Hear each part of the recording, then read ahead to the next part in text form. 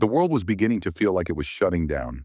Not slowly, not gradually, like someone had pressed a dimmer switch on all of humanity at once. Cities across continents were falling quiet in ways that didn't feel natural. New York, Tokyo, London, Cairo, São Paulo. Everywhere the same eerie silence was rising. The red veil syndrome had spread through borders as if borders didn't exist at all. There were no dramatic symptoms, no classic signs of disease. It simply turned humans into faint, pale versions of themselves. Color drained from their skin, their voices weakened, their energy slipped away day by day until they were barely able to lift their heads. And once that point came, there was no return. Hospitals on every continent had the same look. Overflowing corridors, exhausted doctors, families waiting for miracles that never arrived. In Italy, entire medical teams collapsed from exhaustion. In India, thousands camped outside hospitals hoping for one bed. In Russia, military units assisted in transporting patients because civilian services had broken down. Brazil reported entire towns where almost no one spoke above a whisper anymore. Africa, Australia, Europe, everywhere the same horror. Humanity wasn't fighting a virus. Humanity was being drained. America became the nerve center of the crisis. The CDC coordinated with global health agencies, still hoping to understand what they were facing, but the virus showed no pattern, no mutation trail, no origin point. It simply appeared everywhere, all at once, like a ghost that didn't belong to the Earth at all. President Evelyn Grant addressed the world every night from an underground broadcast bunker. It wasn't just Americans watching her. Her speeches were translated live into over 50 languages. People from every surviving nation listened as she said, "Hold on. Humanity has survived before." But the world had grown tired of hope that sounded like a slogan. Leaders in other countries echoed her words, but none of it stopped the rising fear. Billions watched as their loved ones faded, as governments crumbled, as the global economy froze. Planes were grounded worldwide. Trade routes collapsed. Power grids flickered in multiple countries as maintenance crews weakened from the syndrome. Earth itself felt fragile. Then came day 147. At 6:42 p.m. in Montana, something entered Earth's atmosphere. Satellites across the globe detected the anomaly simultaneously. Japan's JAXA, India's ISRO, NASA, the European Space Agency, China's CNSA. Radar stations from Germany to South Korea reported an object descending at a speed no known aircraft could survive. Yet it didn't burn. It didn't break. It came down smoothly, silently. America launched a rapid response team to the landing site. Hundreds of millions around the world watched breaking news alerts appear on their screens. Unidentified object lands in United States. Social media exploded with theories. People waited, terrified, desperate for a miracle or afraid of an invasion. Arriving at the site were Dr. Ethan Harris, the CDC's last active top-level virologist, and Captain Laura Reed, one of America's most reliable special operations commanders. They wore protective suits, not sure if what they were about to encounter was related to the virus or something even more dangerous. The object gleamed in the fading sunlight. It looked like a craft built from liquid metal that had solidified mid-motion. Ethan and Laura approached with caution, their footsteps slow, their breathing controlled. The air around the craft felt charged, like static. Then, without warning, a hatch slid open. A man stepped out. Not an alien, not a creature. A human, perfectly human. No helmet, no oxygen tank. Just a calm face, sharp eyes, and a uniform unlike anything made on Earth. He breathed Earth's contaminated air with complete ease. Around the world, people would eventually see his first recorded images, broadcasted in shaky footage taken by military drones. But in that moment, only Ethan and Laura heard his voice. "We're here because your world once saved ours," he said. The sentence was so unexpected that Laura almost lowered her weapon by instinct. Ethan stared at the man's face, searching for an explanation that made sense. "Saved yours? We don't even know who you are." "My name is Adrian Cole," the man said. "I come from Arden 12. It's a parallel version of your Earth, a different universe, a different timeline." but the same humanity. Laura muttered under her breath, "Parallel Earth." The words sounded unreal, like something from a movie, but nothing about this moment felt fictional. Adrian stepped forward carefully. "Your entire planet is dying. Not just your nations, not just your people, your species. We know this virus. We faced it. We lost millions. We came close to extinction, but we survived." Ethan swallowed hard. "You know how to cure it?" Adrian lifted a small device and activated it. A hologram projected the Red Veil virus in clear, rotating detail. Ethan recognized the molecular structure instantly and froze. It wasn't random. It wasn't natural. "This virus," Adrian said quietly, "was engineered. In every world we've studied, every parallel Earth, this pathogen appears at a certain point in human advancement. Always identical, always unstoppable. It is not evolution, it is intervention." Around the world, scientists, leaders, and ordinary people would later hear these words repeated in briefings and broadcasts. But right now, only Ethan and Laura felt the full weight of them. "Engineered by who?" Laura asked. "We still don't know," Adrian replied. "We only know that someone, or something, forces resets across multiple universes. We couldn't stop the creators, but we stopped the virus, and now we've come to stop it here." Ethan felt his throat tighten. "And you need me. You're the last virologist on this earth capable of adapting the cure to your world's biology," Adrian said. "If we work together, we can save your world." Ethan looked at Laura. Laura looked at the craft. The world looked toward America. Humanity didn't know what was coming next. But for the first time in months, something new had arrived from the sky. Not a threat, a chance. The world didn't wait quietly for answers. Within minutes of Adrian's appearance, global intelligence networks tapped into satellite feeds, trying to decode what was happening in Montana. News anchors across continents stumbled through scrambled updates. Social media exploded with theories. Alien arrival, secret government experiment, divine intervention, even a hoax staged to distract people from the pandemic. But no theory could explain the calm, human face of the man stepping out of the silver craft. Ethan Harris and Laura Reed escorted Adrian into the temporary command tent set up near the site.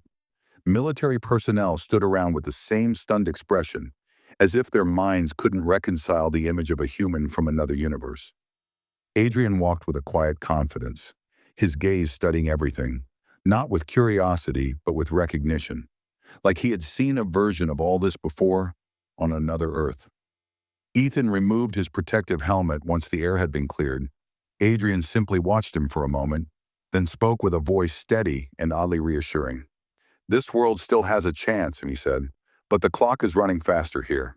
Your version of the virus spreads quicker." Ethan leaned forward. "How does that even make sense? Viruses mutate. They should change over time, not stay identical between universes."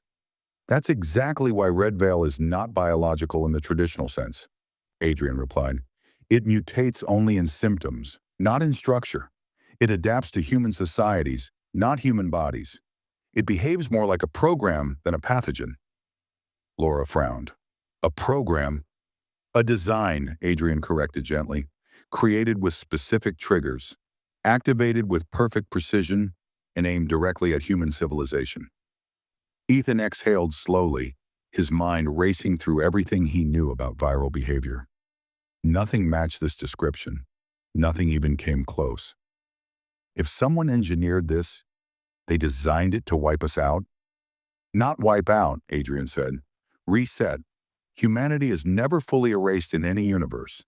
Enough survive to rebuild. But always weaker, always slower, always afraid.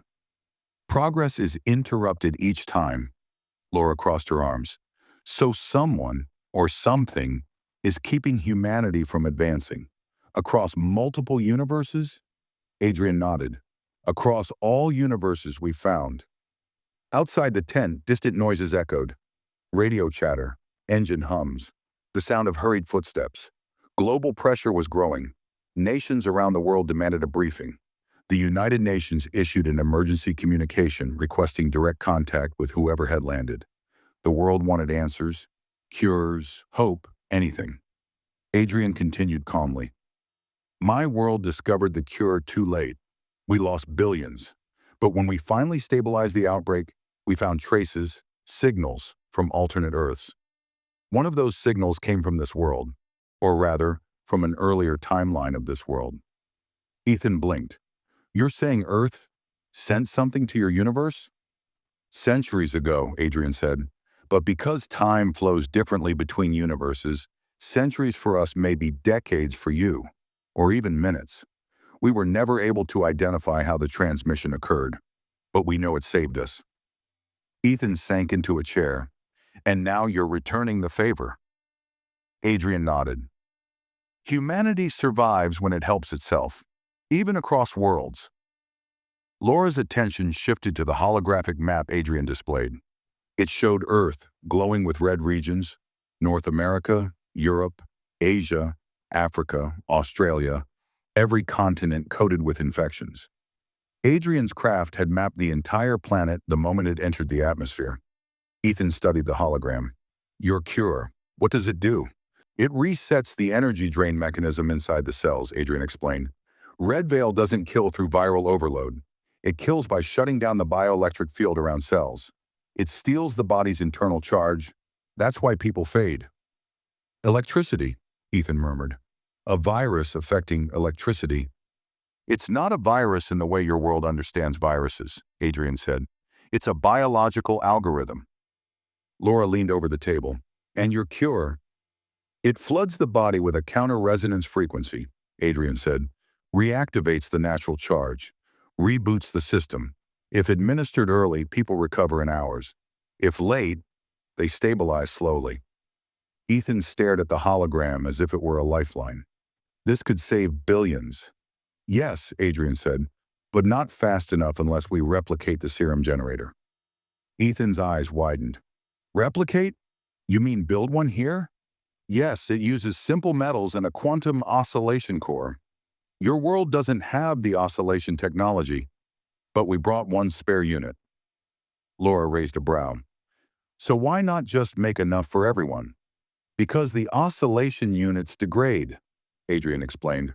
We have only one that can be replicated. After that, your world must produce the rest on its own, and it must be done quickly, before Red Veil completes its final stage. Ethan stiffened. Final stage? Adrian hesitated for the first time since he arrived. Laura noticed immediately. Adrian, what aren't you saying? Adrian slowly exhaled. When the outbreak reaches a threshold, around 80% global infection, the pathogen releases a secondary pulse, a global, synchronized surge that shuts down all remaining biological energy. Anyone not treated before that pulse cannot be saved. Ethan felt his stomach sink. How close are we to that threshold? Adrian touched the hologram. The map zoomed in. A number appeared on the screen. 73%. Laura stepped back. So we have days? Possibly less, Adrian said. Suddenly, radio static buzzed inside the tent. The communications officer rushed in and saluted. We've received transmissions from multiple world governments. They want direct contact with Adrian Cole. Adrian nodded calmly. I will speak with them. This world must unite. There is no cure for one nation. There is only a cure for one species. Ethan looked at Adrian's face. So calm, so certain. You really are human, aren't you? Adrian smiled gently. In every universe, humanity looks different. But inside, we are the same story, written 1,000 different ways. Laura motioned toward the craft. Show us what we need to do. Adrian stepped outside, the evening wind sweeping across the field. The sky was turning dark, and for the first time in months, something in that darkness felt different. Not frightening, not hopeless, alive. Adrian placed his palm on the side of the silver craft. A panel opened, revealing a glowing container, pulsing like a heartbeat. Inside it was the oscillation core. The cure for your world starts here, he said. But saving your planet will not be easy. We must move fast. And there are things coming. Things your world is not ready to see. Ethan felt a chill run down his spine. What things? Adrian looked at the sky, at the stars that belonged to many universes, not just one. The ones who designed the reset.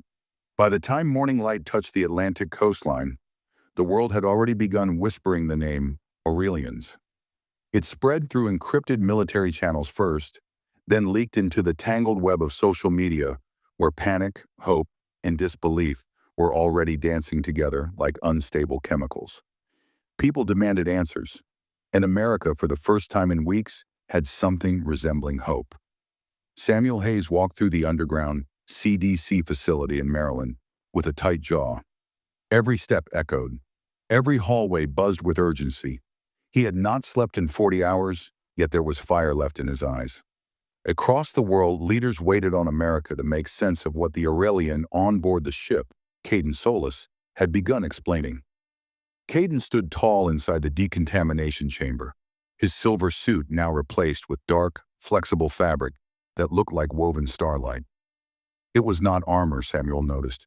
It felt more like the clothing of someone who lived in a place where technology and biology had merged long ago. Ilara was with him, her eyes scanning holographic readings hovering above her wristband. The scans were of Earth, detailed down to every infection cluster, every mutation field, every probable progression curve. Samuel had never seen data processed this fast. Not even quantum systems could calculate like that. "You mapped the entire planet," Samuel whispered. "In 12 minutes," Ilara said. "Time is not your enemy. Calculation errors are." Samuel swallowed. "We've been making errors for months." Caden stepped forward, hands clasped. "You were fighting a disease blindfolded. Now you see." In another room, President Logan Reed stared at screens showing international meetings in progress. Germany, India, Brazil, Kenya, Japan, South Korea, the UK. Leaders sitting in dark rooms, some exhausted, some terrified, some trying not to cry in front of the cameras. Reed connected to the global panel. "Everyone, listen carefully," he said. "We are no longer facing this alone." The room went silent. Reed turned to Caden. "You're up." Caden nodded at the world. "My name is Caden Solis. My people survived this infection 4 centuries ago. What you call red veil, we call Essen mortem. It consumed half of our civilization before we learned how to stop it." He paused. "The cure exists. We brought it." The panel erupted with voices, shocked, hopeful, suspicious. The Prime Minister of Japan asked, "If you overcame this disease centuries ago, why show yourselves now? Why help us?" Caden's eyes softened. "Because we needed help once, and no one came." The words hung heavy. Even the static of weak international connections seemed to fade away. Before anyone could speak again, Ilara raised her hand. "We also must warn you. The infection now spreading across Earth is not identical to the one from our world. It is evolving faster, not naturally. Something is accelerating its mutation field."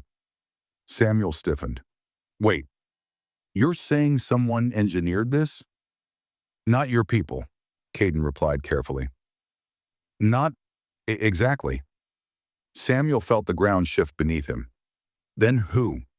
Caden stepped closer to the camera feed that connected them to the planet. "In our universe, the disease was caused by a natural biochemical chain. But in another branch, another Earth, there exists a lab where a more volatile strain was created. That strain breached dimensional containment 49 Earth days ago." President Reed's face drained of color. "You're telling me Red Veil came from another Earth?" "Yes," Caden said, "and its arrival here was not an accident." The world panel went silent again, but this time with a chill so deep it seemed to freeze the air. Samuel looked at Ilara. "How many Earths have fallen to this?" 17. The number hit him like a hammer. Across the world, the news broke faster than they could contain it. Every broadcast station, every underground streamer, every emergency alert system, everyone screamed the same thing. The disease came from another universe. The Aurelians know how to cure it. Earth still has a chance. But hope alone didn't stop the spread. Around noon, reports flooded in from Africa, Europe, and South America. The infection was speeding up. Entire neighborhoods in Lagos had collapsed within hours. Paris hospitals overflowed. São Paulo's outskirts had become triage zones. New Delhi's air tasted metallic, according to panicked radio calls from the ground. Caden, Samuel, and Alara stood around a 3D projection of Earth rotating in midair. Red zones pulsed across the continents like burning wounds. "What changed?" Samuel asked. Alara zoomed in on the viral nodes. "It's sinking." Samuel blinked. "Sinking with what?" Caden looked at Samuel with an expression that made his skin crawl. "A signal." "A signal from where?" "Another Earth. One that is already gone." Samuel took a step back. "You mean the virus is, communicating?" "At a molecular level," Alara said. "Across dimensions." Samuel's breath hitched. "So cutting it off won't be enough." "No," Caden replied. "We must shut down the dimensional link itself. If we don't, your Earth will fall in days." President Reed rushed in. "Days? The world thinks we have weeks." "You have less," Caden said without hesitation. "How do we stop it?" Reed demanded. Caden exchanged a long, heavy look with Alara before answering. "By finding the anchor. Somewhere on your Earth, the rift that allowed the strain to cross over is still open. It may be small, it may be hidden, but it exists. And if we do not seal it, no cure we release will hold." Reed gripped the table. "Where do we start?" Alara flicked her wrist. A new hologram appeared. Waves of dimensional energy scattered across the planet. Africa, northern Canada, the Pacific, Eastern Europe, the Andes. "There are 7 potential anchor points," she said, "but only one is real. We must find it." Samuel exhaled slowly. "We'll need every nation working together." "For the first time in your planet's history," Caden said, "they must." Reed nodded. Over the next hours, the world mobilized. Specialized strike teams formed. America's best, but also Japan's elite explorers, Germany's dimensional physics team, India's rapid response biotech experts, Brazil's atmospheric sensor division, South Africa's deep field researchers. Every nation wanted to be part of the salvation of Earth. For the first time, humanity united not because of politics, not because of treaties, but because the alternative was extinction. Samuel watched them prepare and whispered to himself, "This is bigger than anything we've ever faced." Caden heard him. "It's bigger than anything we've ever faced, too." Samuel looked at him sharply. "You said your people survived this centuries ago." "We survived the disease," Caden corrected, voice heavy. "Not the war that came with it." Samuel froze. "What war?" Caden didn't answer immediately. When he finally spoke, his voice was barely more than breath. "The war against the ones who created it." Before Samuel could respond, alarms exploded across the facility. Alara stared at the projection. It found the anchor. Samuel's heart pounded. "Where?" The room flickered red. Alara zoomed in. The energy spike pulsed violently across the hologram until it locked onto a single location. The Arctic Circle. Caden's eyes hardened. "It's opening again." And the world braced for what come next. The moment the Arctic coordinates appeared on the hologram, an electric silence took over the command center. It wasn't the silence of confusion or hesitation. It was the silence people fall into when they realize the world is about to change again, and not gently. President Reed stepped closer, staring at the glowing point on the rotating digital Earth. "The Arctic Circle," he muttered. "Of course it had to be somewhere impossible." Samuel Hayes was already grabbing his gear. "Sir, we need a strike team prepped in under 20 minutes." Caden and Alara exchanged a quick look, a silent conversation Samuel could not interpret. Whatever they were thinking, it wasn't simple fear or concern. It was something heavier, like memory or warning. "The anchor point will be unstable," Alara said. "The dimensional rift may open and close rapidly. If it expands fully, the infection will accelerate beyond any control." Caden added, "And if something crosses over again, you won't be dealing with only a virus." Across the globe, military and scientific teams connected via encrypted channels. Images streamed in. Russia mobilizing icebreaker aircraft, Canada prepping Arctic research bases, Norway activating drone lines. Even nations that rarely cooperated were suddenly aligned under one rule: survival. Within an hour, the multinational expedition flight, designated Operation Polaris, lifted off from a secure airbase in Alaska.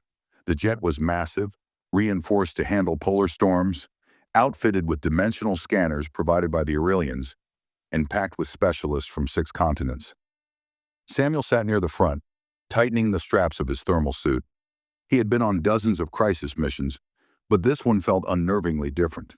He wasn't heading to contain a threat. He was heading toward the unknown, toward a doorway to another Earth. Caden stood near him, calm as always, though his eyes betrayed a tension that didn't match his steady breathing. Samuel finally asked the question that had been burning since part 3. Caden, the ones who created the virus in your multiverse, what happened to them? Caden didn't answer immediately. He stared at the frost forming on the jet window, watching clouds drift beneath them like white oceans. They built it to extend life, he said finally, to test regenerative evolution. But it grew beyond their control. When it spread, they tried to stop it. They failed. Samuel frowned. That doesn't explain what happened to them. Caden's voice dropped low. They disappeared. Entire cities gone. No bodies, no traces. Just vanished into dimensional fractures. Elara, seated on the opposite side, added, the disease feeds not only on biology, it reacts to dimensional instability.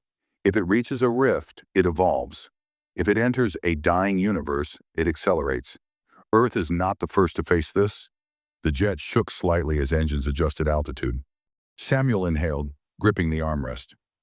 So this rift in the Arctic, someone opened it? Caden nodded. Someone, or something. The jet descended through brutal winds, shaking under the force of the Arctic storm. But beyond the natural chaos, something more unnatural disturbed the horizon. A glowing thread of crimson light shimmered across the ice. Not bright, but visible. Wrong. Like a cut in reality bleeding through the world. The pilot's voice crackled over the comm. Visual confirmation on anomaly. It's expanding. The team scrambled as the jet landed on an icy plateau, skidding slightly before stabilizing. Everyone suited up, activated thermal shielding, and stepped into the freezing storm that cut across the skin like glass shards. The anomaly pulsed in the distance, rising from the ground like a vertical river of red mist swirling in slow motion. It wasn't just glowing, it was vibrating, humming at a frequency that made the air almost metallic. This is it, Elara said. The anchor. Teams moved out, forming a perimeter. Drones launched, capturing high-resolution scans as snow whipped violently around them. The storm seemed to avoid the anomaly, bending away unnaturally, as if even nature refused to touch it. Samuel approached with Caden and Elara beside him. What do we do now? Elara's scanner beeped sharply. It's connected to another Earth, one that hasn't fully collapsed yet. Samuel stiffened. There are survivors. Possibly, Elara said. But if they cross through... The ground suddenly trembled. A sound poured out of the rift, low at first, then rising. A distant, echoing howl, like wind screaming through an empty world. The strike team stepped back, weapons raised, though everyone knew guns were meaningless against anything that lived beyond dimensional borders. The rift widened, and something moved inside it. Retreat to secondary positions, Samuel ordered. Caden stepped forward instead. No, hold position. Samuel grabbed his arm. You don't know what's coming through. Caden looked at him with a calm sadness. Yes, I do. The shadow inside the rift grew larger, humanoid in shape, but wrong in motion. As it stepped forward, the red mist clung to it like threads of broken energy. But when it emerged fully, everyone froze. It was a man, or he had once been one. Dirty, frost-bitten, eyes wild with desperation. His clothes were torn, but unmistakably from Earth.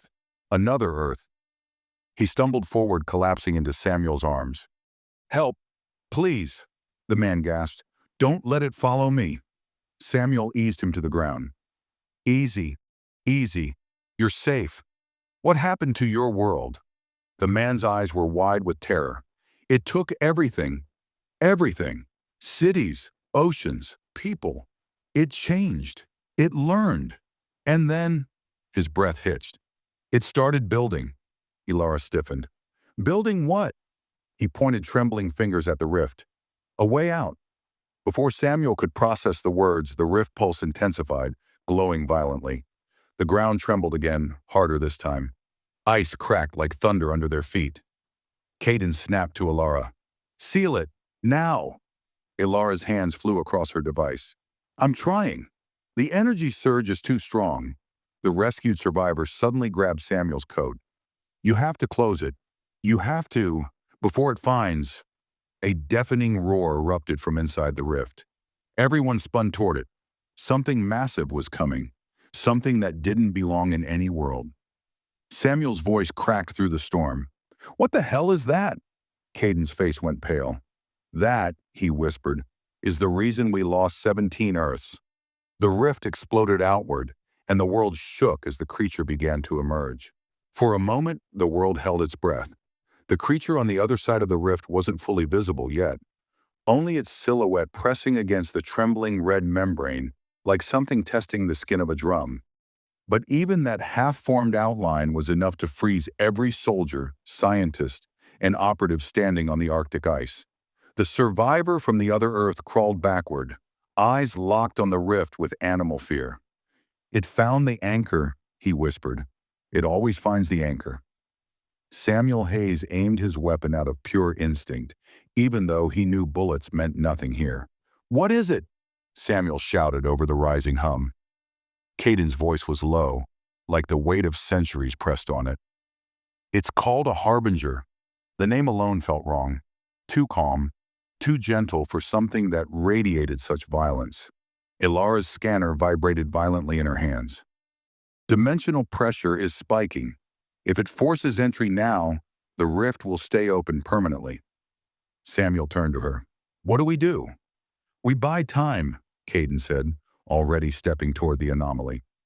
Samuel grabbed his arm. You go in there, you're dead. Caden met Samuel's eyes with a stillness that scared him more than the creature. Better one of us than your entire planet. Before Samuel could respond, a sound tore through the air. A shattering metallic scream that felt like claws dragging across reality itself.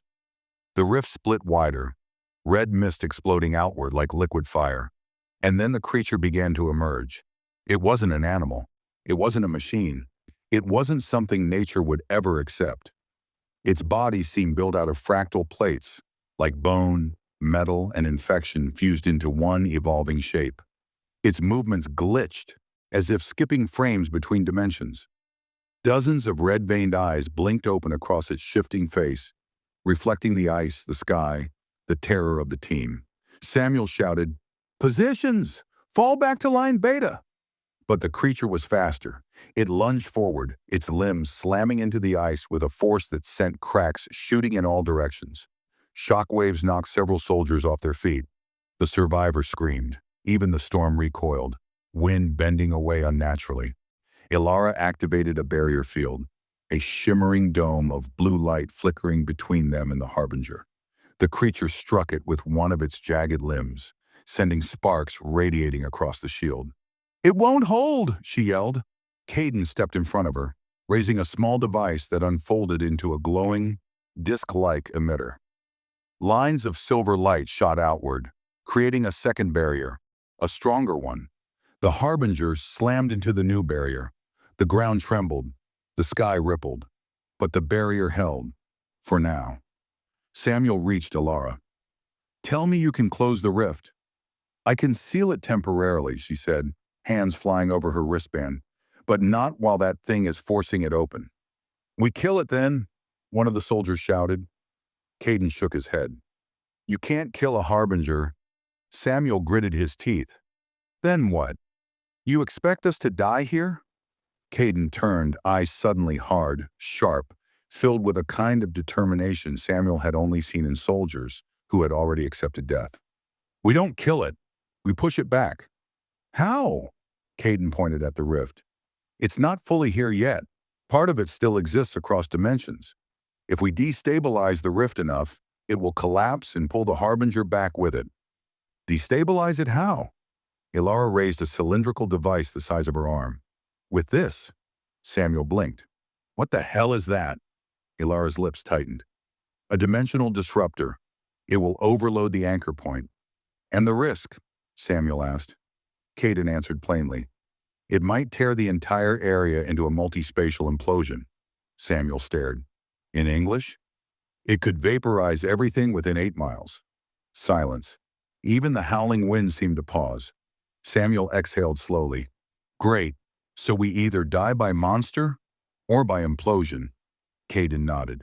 Yes, but only one option saves your Earth. The Harbinger roared again. Louder, deeper, sounding like a dying star being ripped open. It pressed harder into the barrier, which flickered dangerously. Cracks of red light began forming in the air around it. It's adapting, Ilara warned. It's learning the shield. Samuel grabbed the disruptor from her. Tell me where it goes. Ilara shook her head. You can't activate it manually. Once placed, it must be synchronized with Aurelian neural patterns. Caden stepped forward. I'll prepare the device. Samuel stared at him. You're planning to stay here, aren't you? Caden didn't answer. Samuel grabbed his arm. No, I'm not losing you. We need you. Earth needs you. Caden's voice softened. You need your planet safe more. Before Samuel could argue, the ground exploded. The Harbinger slammed its limb down, shattering a section of the ice field. Soldiers fell. Equipment slid toward the growing fissure. One scout barely grabbed onto a rope before vanishing into the abyss below. The barrier flickered violently. Ilara screamed, It's breaking through! Caden turned to Samuel with urgency. We don't have time. Cover me. Samuel raised his weapon, not because it could kill the creature, but because it was all he had. Fine, but you're not doing this alone, Caden half smiled. I hoped you'd say that. The two sprinted toward the rift as the Harbinger tore through the final layer of the barrier. The creature lunged, but Samuel rolled across the ice, firing round after round, not to hurt it, but to draw its attention. The Harbinger pivoted toward him, fractal plates shifting like blades. It screeched, and the sound felt like needles stabbing into Samuel's skull. He stumbled, vision blurring. Caden, he yelled. Caden was already at the base of the rift, placing the disruptor onto the ice. Silver tendrils snaked from the device, anchoring themselves into the ground. Almost, Ilara shouted from behind, linking her device into his, sending streams of alien code into the disruptor. The Harbinger swung its massive limb toward Samuel. A blast of blue energy hit the creature's side. Ilara's emergency pulse cannon. Move, Samuel! Samuel dove aside, rolling across the ice. The Harbinger turned its fury toward Ilara now. Caden shouted, It's ready! Ilara screamed back, Then activate it! Caden placed both hands on the disruptor. The device responded, glowing silver as it synchronized with Aurelian neural patterns. The ice beneath them cracked, glowing with dimensional instability. Samuel shouted, Do it, Caden! Caden met Samuel's eyes. One final quiet moment. Tell your world. It was worth saving. Samuel's chest tightened. Caden, don't! Caden pressed his palms harder against the disruptor. The device ignited. A blinding flash erupted outward, silver and white, crashing into the rift. The Harbinger roared, claws scraping against the dimensional surface, as the rift began to collapse inward. Ilara screamed into the wind. It's working! It's pulling it back!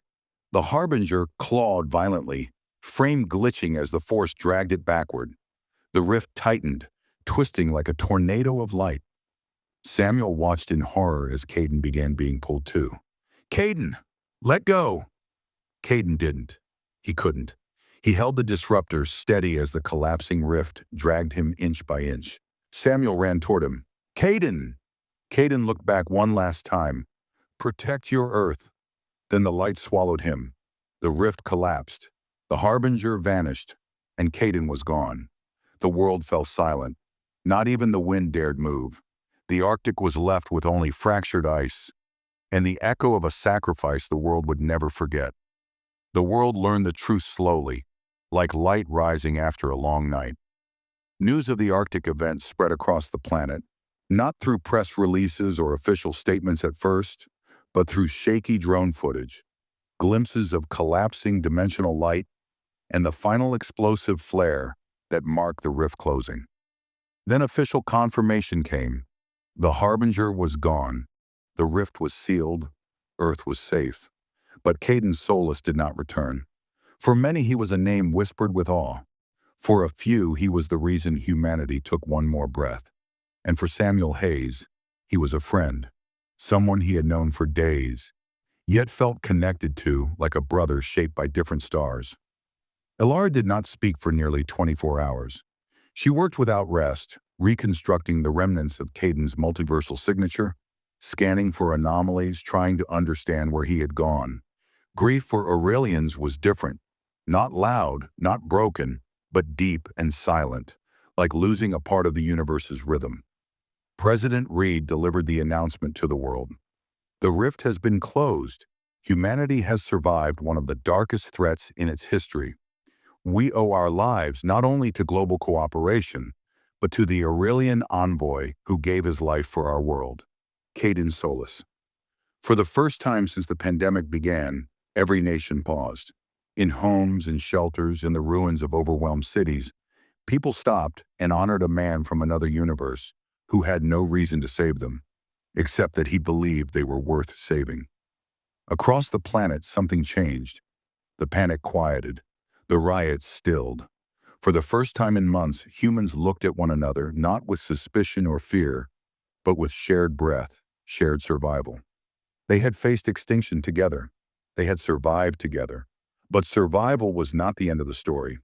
The vaccine the Aurelians provided, small crystalline vials delivered to labs across continents, was already being mass-produced. 2 drops neutralized the virus within hours. By the time the rift closed, the infection curve flattened so sharply that scientists called it the most dramatic reversal in medical history. Within days, hospitals cleared. Within weeks, the world began to heal. But one question lingered in the minds of every leader, every scientist, every military strategist. Was this truly over? Samuel Hayes didn't believe so. Neither did Elara. They stood together on the edge of the Arctic ice several days after the collapse.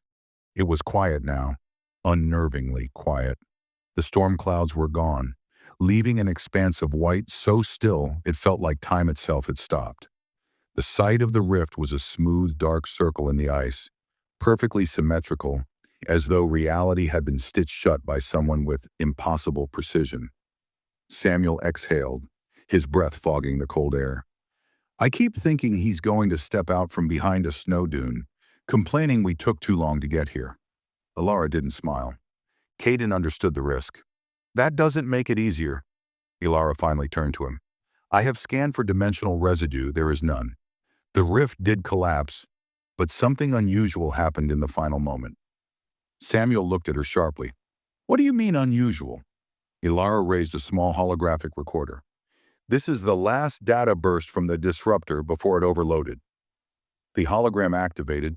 At first there was only static, silver light, fractured noise from the collapsing rift. Then, in one single frame, a silhouette appeared. Not the harbinger, not the creature. A person, Caden, but not falling, not being torn apart, reaching, as if someone or something caught him. Samuel's breath caught. What is that? Elara lowered the device. I do not know, but the dimensional signature does not match the harbinger. It does not match the infected universes. It is something older. Older, Samuel repeated. Older than your universe? Yes, Elara said quietly. Older than all 17 Earths we lost. Samuel stared out at the horizon. So he might be alive. Elara's voice softened. Alive, or somewhere that exists beyond our current understanding. Samuel shook his head. He's out there. I can feel it. Elara studied him for a moment. You humans are strange. You lose someone, and yet your first instinct is hope. Samuel gave a tired smile. If I've learned anything from this mess, it's that the universe isn't as empty as we thought. Maybe hope is justified. Elara looked back at the dark circle of ice. The rift was not a doorway. It was a symptom, a weak point between universes. There will be others. Maybe not soon, but eventually. Samuel nodded slowly. Then we prepare. And we watch, Alara added. Not just Earth, the multiverse. At that moment, President Reed's helicopter approached from the distance, kicking up snow as it landed. He stepped out, bracing against the cold. "How bad is the truth?" Reed asked as he reached them. Samuel answered first. "We stopped the threat for now, but we didn't end it," Alara elaborated. "The Harbinger was a scout, a construct designed to seek new footholds. Closing the rift stopped it, but the intelligence behind the virus still exists across the multiverse." Reed's expression darkened. "So we survived round one." "For now," Ilara agreed, "but Earth must be ready. You must develop dimensional monitoring. We will help you?" Reed nodded solemnly. "Then we build something together, an Earth-Aurelian alliance." Ilara looked toward the sky, toward the place her ship, hovering invisibly above the atmosphere, waited for her return. "Our worlds were never meant to meet, but now that we have, neither will be the same." Reed placed a hand on her shoulder. "Let's make sure that works in our favor." As the three stood in the Arctic wind, the sun finally began to rise, its light spilling across the ice like the beginning of a new chapter. Later, when Samuel boarded the helicopter, he took one last look at the rift site, one last look at where Caden vanished, where Earth was saved, where humanity saw the truth. The universe was not one world, it was many, and danger could come from any of them. As the chopper lifted into the air, Samuel whispered softly into the wind, "If you're out there, Caden, we'll find you." And somewhere across the multiverse, in a place beyond dimensions, a faint pulse of silver light flickered, alive, waiting, watching. The story of Earth was not ending. It was just beginning.